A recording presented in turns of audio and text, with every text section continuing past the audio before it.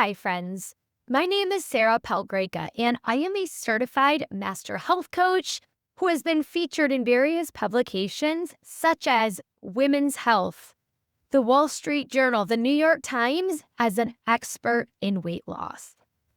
Now, if you're someone who struggles with overeating, I want you to understand that overeating is a very common challenge, especially for high achievers or people who are extremely busy. I'd also want to remind you that it is 100% possible to reduce overeating without needing extreme diets or without cutting out your favorite foods. So in today's video, we are going to cover 3 strategies to help you minimize overeating while still living a happy, healthy life that enjoys all foods. So without further ado, let's get started. Tip number 1 is to be sure to include balanced meals to promote fullness. Let me tell you a little story.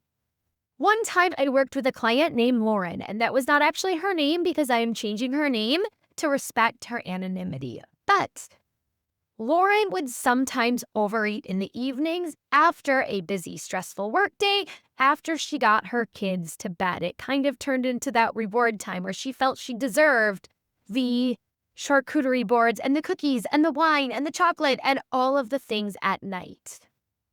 She would wake up the next day and feel guilty about everything that she ate. She would hold off eating because of how guilty that she felt. She would eat a very small lunch, a normal-sized dinner, and the same thing would happen at night.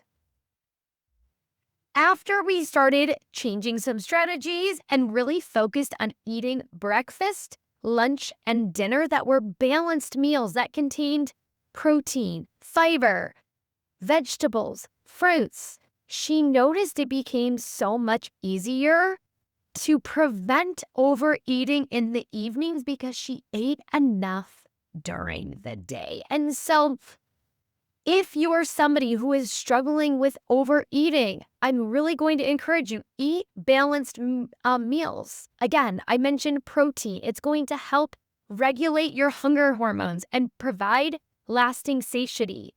Fiber is going to slow down digestion and keep you feeling fuller for long. Fruits and veggies add volume and nutrients without adding a ton of calories. So by prioritizing those 3 different types of foods, it's almost more challenging to overeat because there's physically less room in your stomach to allow for that food. Now, tip number 2 is to buy portion-controlled treats and fun foods. And overeating often happens when favorite snacks are easily accessible in large quantities. And something that I want to remind you is, I feel like as humans, sometimes we think that something is wrong with us. Like, why is it so hard for me to stop after 1 scoop of ice cream or after 5 chips or after only 3 Oreo cookies? I eat the entire package. And I want to remind you that you're probably not the problem. These food distributors are creating delicious, highly processed, high-calorie, minimal nutrient foods to make it extremely challenging to prevent overeating. They want you to overeat because you buy more of their foods and they end up making more money. So I did go on a little side tangent there. It's not your fault if it's easy to overeat those foods. They're yummy and they make me want to overeat them. But a practical strategy to prevent that: buy single-serving bags of chips, cookies, candy instead of the big size that you can find at Costco or Sam's Club or the regular grocery store. Pre-portioning treats into those smaller containers or buying them in the single-serving containers is automatic portion control. You don't have to cut out the fun foods. It just makes it so much easier to manage how much and how often you're consuming them. If you only have 1 individual fun-sized bag of candy in your house, that's all that you can eat. It really helps you learn how to not overeat versus buying a bag of candy that's this large. Now, last but not least, tip number 3. So often when when overeating happens, there's a reason behind why we are overeating in the first place. And so my last tip is to simply become aware. Start to notice, are there any emotions or stress or boredom or anything else that's driving why you overeat? Or did you allow yourself to get too hungry? Maybe it was 10 hours, 12 hours since your last meal, and you were extremely ravenous, and that caused you to eat your meal quickly, which led to you overeating.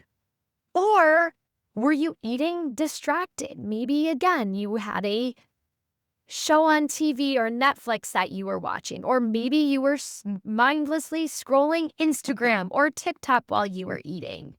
None of those are bad, but they do take away from you being present and really being able to understand how much food your body needs to be satisfied without being overstuffed. So again, the last tip is to just start to become aware. That is the foundation of being able to overcome overeating. If you aren't sure why it's happening in the first place, it becomes near impossible to be able to stop.